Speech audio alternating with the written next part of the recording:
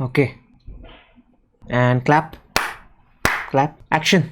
Gone are the days when you could have said that, hey, I don't need to learn digital marketing, Facebook ads and all because I am aiming to become a brand manager at that FMCG firm, and yeah, I need to do that sales for the first 1 or 2 years because that is how it works, and then I'll be a brand manager and I've got not one thing to do with these things. That is not how it works anymore, because every brand, everything is going online, everything is experiencing the digital transformation. And in this video, my objective is to help you understand that digital marketing is important for MBAs, especially the ones who are interested in marketing. And I'll give you enough reasons for it why in this video. Hi, I am Darpan Saxena, an MBA from IIM Udaipur, and let's get on with the video.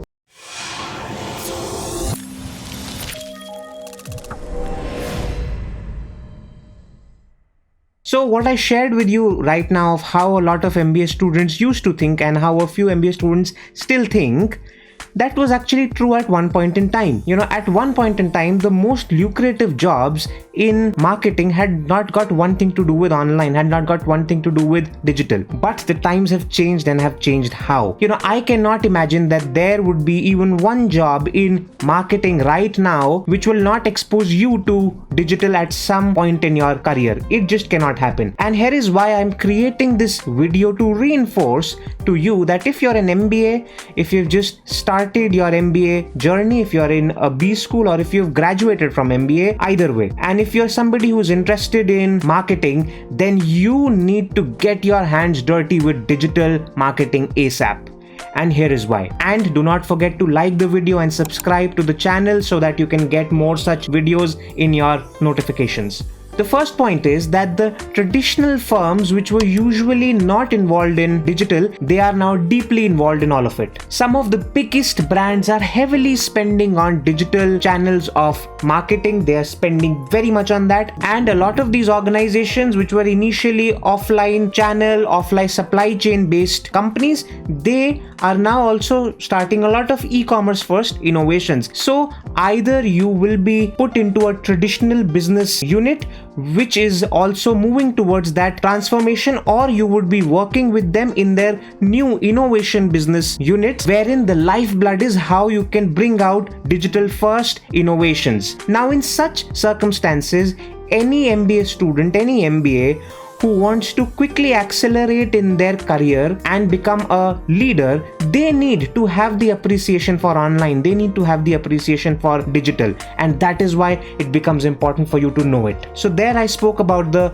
traditional and the big brands. However, there is some change which is about to happen, and it is a change which I am foreseeing, that right now in a lot of MBA schools, the most lucrative placements are by some of the traditional and old firms. However, you will see this, that in the next 5 or 6 years, some of the most lucrative offers are going to be these online digital first startups and companies. The second point is for you, if you are working in a startup after your MBA, or if you plan to work in a lucrative startup job after MBA. So because of the fact that a lot of startups are emerging, a lot of startups are aggressively raising money, and they're also aggressively hiring for MBAs with some of the best packages out there, I foresee that these startups are going to give a real hard run for their money to the big firms in the campus placements. And hence, when you'll see that there are a lot of startup opportunities happening at your placements, you will realize that for you to do well in the marketing team of a startup, to lead the marketing team of a startup, you need to know digital marketing. Because the beauty of digital is that it creates a level playing field. Suddenly it creates so much ad inventory, it creates so much opportunities for any kind of organization that it has significantly reduced the cost which a company needs to reach to their potential customers, and hence startups are aggressive on digital. And so if you are somebody who envisions a career even in a startup, then for sure you need to be way more hands-on with digital than anyone else will need to be. Now the third thing is about you and your daily work life, irrespective of whichever company you are in. when you know digital and when you know digital marketing, it helps you create better conversations within your team, within everyone else. So just imagine, if you are a product manager, you need to be in constant touch with the technology and the marketing teams. And for that, it is very important that you're on the same ground with them in terms of the language which they speak. And if you do not have that understanding of what are these terms which they use and what are the various things which they work on, you will have a very hard time in talking with them and in explaining them what you need to have done, and also to negotiate with them on the various things which you expect them to do. So what I've effectively said is that your conversations with your internal stakeholders will significantly improve when you exactly know that what is digital marketing. And if I were to also speak about external stakeholders, suppose you have to go and hire an ad agency or something of that sort, then even then you need to have complete idea of what they do, what are their terms, and for you to be able to understand what are their KPIs, and for you to be able to evaluate the metrics. Therefore, if you plan to lead, if you have to lead, then you need to know what your executives are doing, what the people under you do, and for that you need to have understanding of that. Now, I'm not saying that if you're an MBA, you will have to be hands-on with how to do a Facebook ads, or you'll have to be hands-on with how to do a social media campaign. However, if you have never been hands-on, you will never also be able to understand what they do. Hence, my advice to you, if you are right now an MBA student, or if you are in your early stages of MBA, start being hands-on with digital marketing. I'll again give you an example of mine which I've shared with you enough number of times already, but I'm sharing it with you again, not to impress you, but to impress upon you that what kind of an impact it can create for you. So when I was in the first year of my MBA, I had started my own blog, Super Heuristics. I could set up a website on WordPress in a matter of half an hour. I could do anything which you want me to do on that website to launch it in a matter of half an hour. That is the kind of skills I have. And I always did not have these skills. I cultivated them as I kept on working on my blog. And now I am at a stage where I handle that blog entirely. I also hire interns for that, and I'm able to guide my interns as to what exactly is that they need to do. While I create the strategies, they help me execute it. They learn a great deal from that, and we are collectively able to grow the blog. The idea is that had I not been hands-on with, say, search engine optimization, I would not have been able to share with my interns how to write articles. Had I not been hands-on with, say, Facebook ads, I would not have been able to help anyone, help them understand it. Okay, how does a Facebook ad work? How can we retarget the audience which is coming onto the blog? So on and so forth. So for you to lead, you need to start off with the first step. You cannot skip steps. How will you start it off? For this, I would advise you to go for my free course called 5 Steps Ahead Blueprint. In that course, I've shared with you 3 secrets, and also I've shared with you something that how you can create this secret marketing experiment lab, which is basically your blog, and how you can practice anything and everything which you learn in your B school. How can you apply it on the blog and you can learn it practically? And it's not just about that, because when you will be applying all of these things on your blog, on your own entity, you will also be able to grow that entity, and with that you'll also be able to grow your personal brand. It is very important for you to go ahead and go for the course 5 Steps Ahead Blueprint for you to understand it well. So right there I spoke to you about being hands-on with your digital marketing. Here I will share with you that how being hands-on with it can actually help you, and what is that one flaw which is being committed by every MBA student who's planning to learn this, and how you can avoid that flaw. So here's the thing, you are in a B school, or you could be out in the industry, and there is a lot of competition out there. You need to beat the competition. You need to stand apart from all of them.